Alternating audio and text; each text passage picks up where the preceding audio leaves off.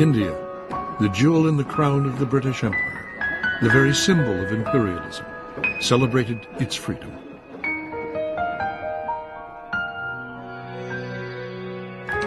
Mahatma Gandhi was the father of independence.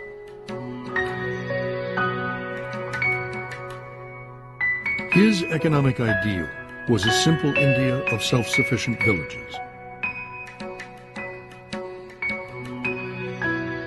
Pandit Nehru, the first Prime Minister, wanted to industrialize and combine British parliamentary democracy with Soviet-style central planning. In the 1950s, India was the mecca of all economists. You talk of any economist in the world, and they were advising the Indian government. And the advice was, you must have a state-led model of industrial growth. The public sector must occupy what came to be called the commanding heights of the economy. And that's why steel, coal, machine tools, capital goods, all the areas of heavy industry were in the public sector and not in the private sector. Nehru put his faith in technology. Nehru was a rational thinker, and he wanted to apply science and technologies to solve the great mass poverty that prevailed at the time of independence. Under Nehru, central planning became a form of science. Nehru was always recruiting intellectuals in India on his side in the cause of planning. And there was this genius statistician, Mahalanobis, who was head of the Indian Statistical Institute. Nehru asked Mahalanobis to think about how to plan an economy. The brilliant Mahalanobis succeeded in expressing the entire Indian economy in a single mathematical formula. Let YT equal national income, CT equal consumption, and KT equal investment at time into open bracket 1 plus lambda k beta k close bracket minus 1 are fractions of investment allocated to industries producing capital goods, that is K sector, and consumer goods, that is C sector respectively. We shall write. People believed this perfect mathematical model could be applied in a less than perfect world. And at that time, Mahalanobis' model was hailed as one of the pioneering mathematical models for planning in a mixed economy. And that made Mahalanobis very influential. India became the model of economic development for newly independent nations. Across the developing world, socialism, planning, government control, regulation, and ownership, these became the gospel. All over Africa, people looked to socialism to lead them out of poverty. Across South America, governments chose state control as the way to modernize. The apparent success of communist countries like the Soviet Union and China seemed to show the way.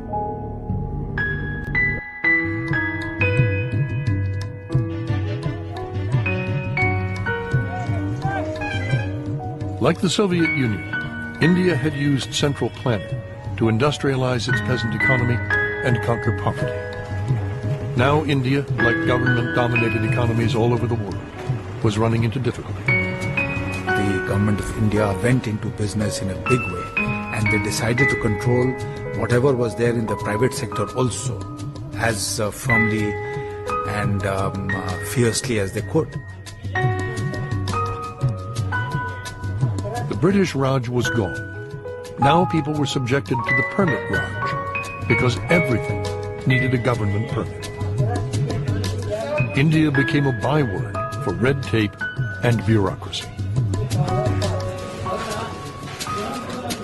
Businessmen found it almost impossible to get things done. It used to take us about 12 to 24 months and about 50 visits to Delhi to get a license to import a computer worth $1,500. Since it was impossible to work with the system, people learned to work around it. Every license, every permit was procured by corrupt means. Now, Brian, Well, bribe is the simpler word, I suppose. Self-sufficiency was India's ideal. To protect its own manufacturing industry, India shut out foreign imports. Because of this protected market, the Indian people were being given shoddy goods and services at very high prices.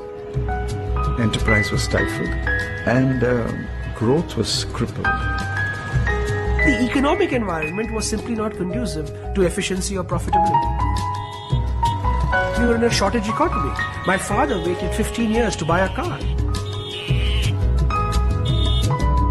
Take India's beloved Ambassador car. It is made by Hindustan Motors, which started manufacturing in the same year as Japan's Toyota. 50 years later, Toyota makes 5 million cars a year. Hindustan sells 18,000 Ambassadors, and still to the same design. If you have a controlled economy cut off from the rest of the world by infinite protection, nobody has any incentive to innovate, nobody has any incentive to increase productivity, to bring new ideas. Overprotected, over-administered, overplanned. The Permit Raj was quite literal, a brake on the Indian economy.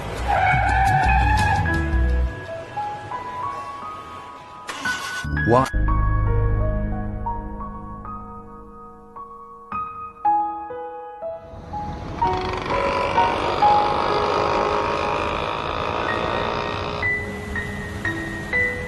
The collapse of the Soviet Union reverberated round the world. For India, it was the end of a role model. The ideal of central planning shattered. This was a telling proof that a command type of economy was not as secure as we had thought. Therefore, the collapse of the Soviet Union was a major factor which influenced thinking on economic reforms in our country as in other countries. Planned by bureaucrats and cut off from world trade, India's economy had grown stagnant, inefficient, and indebted. In 1991, India stared bankruptcy in the face. We were borrowing heavily. We had to mortgage our gold deposits. Our growth rate had come to virtually zero. All this added to a very enormous crisis. In the midst of the crisis, the economist Manmohan Singh received an urgent call from the new Prime Minister. He found himself appointed Finance Minister. Well, I said to him that we are on the verge of a collapse. Our foreign exchange reserves when I took over were no more than $1 billion. That is roughly equal to 2 weeks' imports. The argument was quite simple. We were in the midst of an unprecedented crisis. It was time to think big. To the horror of his own political party, the Prime Minister gave the green light for free market reform. Well, the rank and file of the party was simply bewildered. They did resist the kind of changes that we brought about. But we presented them the hard facts that unless all this was done, the economy would simply collapse. India's Permit Raj was ended. State control was reduced, government subsidies were cut, tariffs and trade barriers reduced, and regulatory licenses eliminated. We got government off the backs of the people of India, particularly off the backs of India's entrepreneurs. We introduced more competition to release the innovative spirits which were always there in India. The economy turned around much sooner and much more deeply than I had anticipated. Indian industry boomed. We created record number of jobs. We were able to control inflation, and the economy was growing at the rate of 7% per annum, so our critics were completely silenced.